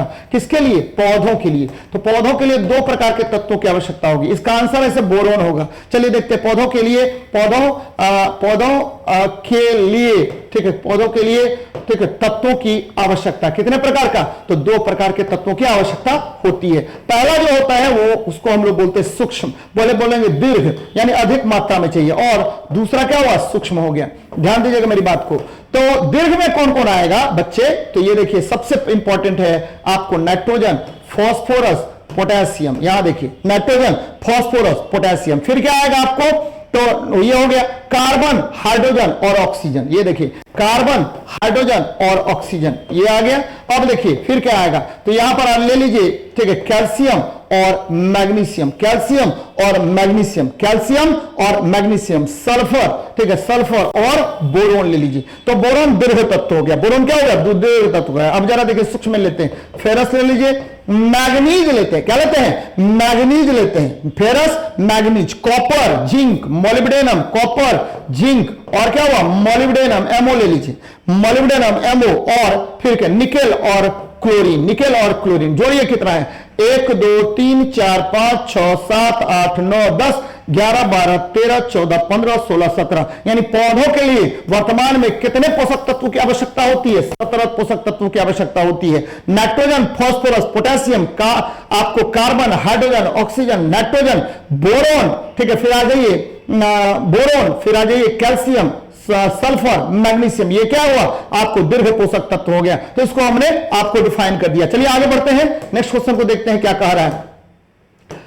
यहां देखिए पारिस्थितिकी अस्थायी मतभेदता है, ये किसने की, ये किस आंदोलन का नारा था, तो भाई साहब ये आंदोलन का नारा था चिपको आंदोलन। आपको पता होगा कि चिपको आंदोलन जो है, ध्यान में रखिएगा, 1970 के दशक में हुआ था। कब हुआ था, 1970 के दशक में हुआ था, और इसी का नारा था पारिस्थितिकी अस्थायी मतभेदता है। और ध्यान में रखिएगा यह उत्तराखंड के चमोली जिला में हुआ था, और इसका जो जनक कहा जाता है वो किसको कहते हैं, तो इसमें बहुत सारे लोग थे, जैसे आपको सुंदरलाल बहुगुणा, गौरा देवी, चंडी प्रसाद भट्ट, ये सब आपको इसमें योगदान देने वाले थे। जबकि ध्यान में रखिएगा कि एपिको आंदोलन जो है 1983 में हुआ, एपिको आंदोलन 1983 में हुआ, और ये जो एपिको आंदोलन है, ठीक है, वो कर्नाटक में हुआ था। कहां हुआ था, कर्नाटक में हुआ था। और इस आंदोलन के नेतृत्वकर्ता जो थे पांडुरंग हेगड़े, ध्यान दीजिएगा, पांडुरंग हेगड़े, पांडुरंग हेगड़े थे, पांडुरंग हेगड़े थे। और नर्मदा बचाओ आंदोलन की विषय में अगर बात करें तो मेघा पाटेकर, कौन है, मेघा पाटेकर, मेघा पाटेकर इसके क्या थे, आपको नेतृत्व करता थे, कौन थे, मेघा पाटेकर थे। तो बच्चे एकदम ध्यान में रखिएगा। चलिए आगे बढ़ते हैं, नेक्स्ट क्वेश्चन को देखते हैं क्या कह रहा है आपका। यहां देखिए कि एक फूल के प्रजनन का भाग कौन सा है, बच्चे एकदम ध्यान में रखिएगा, फूल के प्रजनन का भाग कौन होगा। अगर इस तरह का प्रश्न आता है तो इसमें सबसे पहले क्या होगा, इसका आंसर मान लीजिए पुंकेसर और कार्पस, पुंकेसर और कार्पस। देखिए जरा मेरी बात को समझिए कि मेल पार्ट्स एंड फंक्शंस, पौधे में कौन कौन सा मेल पार्ट होगा, क्यों, किसका, तो प्रजनन का मेल पार्ट्स कौन कौन होगा फूल का। तो यहां देखिए stamen, stamen, anther, filament, stamen, anther और फिलामेंट, ये क्या हो गया आपका, ये मेल पार्ट्स होता है। जबकि आपको पता है कि हम लोग क्या कहते हैं, पुमंग कहते हैं, क्या कहते हैं, पुमंग कहते हैं। पौधे का मेल जो पार्ट होता है उसको हम पुमंग कहते हैं। अब देखिए फीमेल पार्ट्स कौन होगा, pistil, stigma, style, ovary, ovule, pistil, stigma, style, ovary और ओव्यूल, ये क्या होता है, ये फीमेल पार्ट्स होता है। आपको याद रखना है कि SAF, stamen, anther, filament, stamen, anther, filament, ये क्या हो गया आपको, कि ये हो गया आपको मेल पार्ट, ठीक है, SAF मेल पार्ट हो गया, ध्यान में रखिएगा। अब देखिए, ठीक है, फीमेल पार्ट में क्या होगा, तो PSSO, pistil, stigma, pistil, stigma और ठीक है स्टाइल, ओवरी, ओव्यूल, यानी SAF stamen, anther, filament, stamen, anther, filament, यह मेल पार्ट हो गया। और अगर हम फीमेल पार्ट की बात करें तो कौन कौन होगा, तो पिस्टिल, ठीक है, पिस्टिल, स्टिग्मा, स्टाइल, ओवरी और ओव्यूल, ओवरी और ओव्यूल हो जाएगा। तो ये क्या हो गया, फीमेल पार्ट होता है। तो चलिए बच्चे ध्यान में रखिएगा इसको। आगे बढ़ते हैं हम लोग, नेक्स्ट देखते हैं फूल के प्रजनन का भाग कौन कौन होगा, पुंकेसर और कार्पल्स होगा। चलिए नेक्स्ट देखते हैं, एम्ब्रियो अनुपस्थित है, तो शैवाल में एम्ब्रियो अनुपस्थित होता है। शैवाल जो है, ठीक है, शैवाल सवाल याद रखिएगा कि ये क्या है, स्वपोषी होता है, क्योंकि इसमें क्लोरोफिल भी पाया जाता है। और ध्यान में रखिएगा इसको ऑटोट्रॉप्स कहते हैं। याद रखिए, यह हरा शैवाल हो गया, यह लाल शैवाल हो गया, या नीला शैवाल हो गया, तो शैवाल ब्राउन शैवाल हो गया। तो बहुत तरह के सवाल होते हैं और शैवाल का अध्ययन हमको क्या कहलाता है, तो फाइकोलॉजी। क्या कहते हैं, फाइकोलॉजी। शैवाल के अध्ययन को हम लोग क्या बोलेंगे, फाइकोलॉजी बोलते हैं। तो शैवाल में आपको क्या नहीं पाया जाता है, एम्ब्रियो नहीं पाया जाता। जबकि ब्रायोफाइट्स, याद रखिए ब्रायोफाइट जो होता है यह क्या होता है, यह सबसे बड़ा पादप समूह है और यह एम्फीबियंस होता है, उभयचर होता है, यानी जल और थल दोनों में, जल और स्थल दोनों में यह निवास करता है। तो बच्चे एकदम ध्यान में रखना है। चलिए, तो शैवाल में आपको भ्रूण अनुपस्थित होगा। किसमें अनुपस्थित होगा, तो शैवाल में। यहां देखिए आगे बढ़ने, क्रेब्स चक्र है। क्रेब्स चक्र क्या है, तो क्रेब्स चक्र बच्चे एकदम ध्यान में रखिए, बार बार क्वेश्चन पूछता है। क्रेब्स चक्र एनाबॉलिज्म और कैटाबॉलिज्म दोनों होता है और यह एम्फोटेरिक होता है। क्या होगा, एम्फोटेरिक। भाई साहब दोनों होगा, यानी अपचय और अपचय, अपचय और उपचय दोनों होता है। अब क्या होगा कि क्रेब्स चक्र कहां पर होता है, तो सबसे पहले यह जान लीजिए, क्रेब्स चक्र माइटोकॉन्ड्रिया के मैट्रिक्स में होता है। कहां होगा, माइटोकॉन्ड्रिया के मैट्रिक्स में होगा। ध्यान में रखिएगा कहां पर होगा, तो माइटोकॉन्ड्रिया के मैट्रिक्स में। अब जरा देखिए मेरी बात को समझिए कि ग्लूकोज चला, ग्लूकोज क्या हुआ, चला। जैसे वो साइटोप्लाज्म के पास में आया, कहां आया, साइटोप्लाज्म के पास में आया, तो वह क्या होगा, ध्यान में रखिएगा कि वह टूट जाएगा 2 पायरुविक एसिड में। ध्यान दीजिएगा किसमें टूटेगा, 2 पायरुविक एसिड में, पायरुविक एसिड में टूटेगा। और यहां पर आपको मुक्त होता है 2 एटीपी। कितना, 2 एटीपी। बार बार आपसे क्वेश्चन पूछेगा कि साइटोप्लाज्म में जब क्या हुआ कि साइटोप्लाज्म, सबसे पहले देखिए साइटोप्लाज्म में आपको क्या पहुंचा, ग्लूकोज पहुंचा। और ये मैंने क्या बताया कि ये दो पायरुविक एसिड में टूट गया, 2 पायरुविक एसिड में। और मैंने ये भी बताया यहां पर कि ये देखिए कितना आपको एटीपी उत्पन्न किया, तो 2 एटीपी ऊर्जा उत्पन्न किया। कितना एटीपी, 2 एटीपी ऊर्जा उत्पन्न किया। फिर से सुनिए, साइटोप्लाज्म में ग्लूकोज पहुंचा और वहां पर क्या हुआ, ग्लूकोज 2 भाग में टूट गया। ठीक है, 2 अणु दिया किसका, पायरुविक एसिड का, और यहां पर 2 एटीपी ऊर्जा उत्पन्न होता है। अब ये देखिए, ये पायरुविक एसिड, ध्यान दीजिएगा, ये पायरुविक एसिड चला और एसिटाइल कोएंजाइम में टूटने के साथ यह क्रेब्स चक्र में प्रवेश कर गया। किस चक्र में, क्रेब्स चक्र में प्रवेश कर गया। ये देखिए 6 कार्बन सैट्रिक एसिड है, यहां से यहां बढ़ा तो NAD+ बना, NAD+ बना, ये CO2 मुक्त हुआ। यहां देखिए फिर ये आगे बढ़ रहा है तो बढ़ता गया और यह क्या किया, ATP अणु मुक्त किया। किसके फॉर्म में, ATP। तो आपको माइटोकॉन्ड्रिया में क्रेब्स चक्र के दौरान आपको 36 एटीपी ऊर्जा उत्पन्न होता है। कितना एटीपी, 36 एटीपी ऊर्जा उत्पन्न होता है। यहां से क्या क्या क्वेश्चन आपको पूछ सकता है कि आपका माइटोकॉन्ड्रिया में के मैट्रिक्स में कौन प्रवेश करता है, तो पायरुविक एसिड। किसके फॉर्म में, एसिटाइल कोएंजाइम के फॉर्म में प्रवेश करेगा और क्रेब्स चक्र में प्रवेश कर जाएगा। इस क्रेब्स चक्र को हम साइट्रिक एसिड साइकिल भी कहते हैं। और क्रेब्स चक्र के उपरांत आपका पायरुविक एसिड के, एक पायरुविक एसिड 18 एटीपी ऊर्जा उत्पन्न करेगा, 2 पायरुविक एसिड याद रखना है कि 36 एटीपी ऊर्जा उत्पन्न करेगा। इसलिए एक ग्लूकोज के ऑक्सीकरण से कुल मिलाकर के 36 + 2 यानी 38 एटीपी ऊर्जा उत्पन्न होता है। तो बच्चे एकदम ध्यान में रखना है, बार बार आपसे एक इस प्रकार का क्वेश्चन पूछा जाएगा। इसीलिए आपका जो क्रेब्स चक्र है वो क्या है कि अपचय और उपचय दोनों अभिक्रियाएं हैं। आगे बढ़ते हैं, नेक्स्ट देखते हैं क्या कह रहा है। देखिए कि मान लें कि एक काल्पनिक ग्रह जिसका द्रव्यमान और त्रिज्या, ये देखिए सबसे पहले गुरुत्व त्वरण देखिए, जी बराबर क्या होता है, तो भाई साहब जी बराबर gm/r² होता है। अब देखिए क्वेश्चन क्या कह रहा है कि g' निकालना है नए ग्रह पर। किस ग्रह पर, नए ग्रह पर। ये देखिए मान लें कि एक काल्पनिक ग्रह जिसका द्रव्यमान m और त्रिज्या दोनों पृथ्वी के बराबर है। ये पृथ्वी पर है, कहां पर है, पृथ्वी पर। इसको 1 नंबर मान रहे हैं हम, ठीक है। नया ग्रह है, कौन सा ग्रह है, नया ग्रह। तो जी तो समान रहेगा, केवल m बदलेगा। जी समान रहा, m देखिए m क्या बोल रहा है, पृथ्वी के सतह पर गुरुत्वाकर्षण के कारण g और उस ग्रह पर गुरुत्वाकर्षण के कारण, ये देखिए क्या कह रहा है कि द्रव्यमान और त्रिज्या दोनों पृथ्वी के आधे के बराबर है। तो द्रव्यमान और त्रिज्या दोनों पृथ्वी के आधे के, यानी m/2 हो गया, पृथ्वी पर m माने हैं द्रव्यमान और त्रिज्या r/2 का होल स्क्वायर कर दीजिए बच्चे। चलिए देखते हैं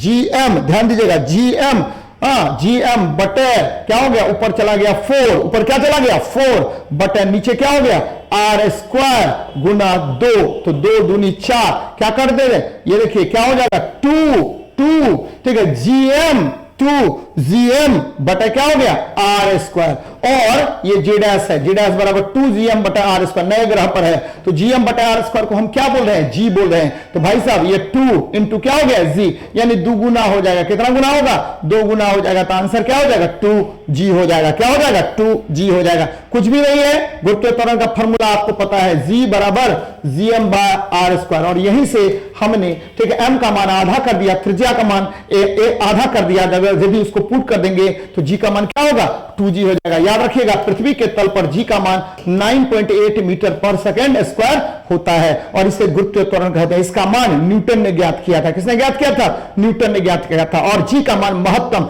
ध्रुव पर होता है। कहां पर होगा, पोल पर होता है। तो ये सारी बातें आपको समझ में आ गई होंगी। चलिए, तो ये आज का सेशन मैं यहीं खत्म कर रहा हूं। बच्चे, मेरे बस एक ही कामना है आप लोगों से, एक ही गुजारिश है आपसे कि बार बार इन प्रश्नों का हल कीजिए, ये आपके लिए बहुत लाभदायक है। चलिए मिलते हैं नेक्स्ट क्लास में। जय जवाहर।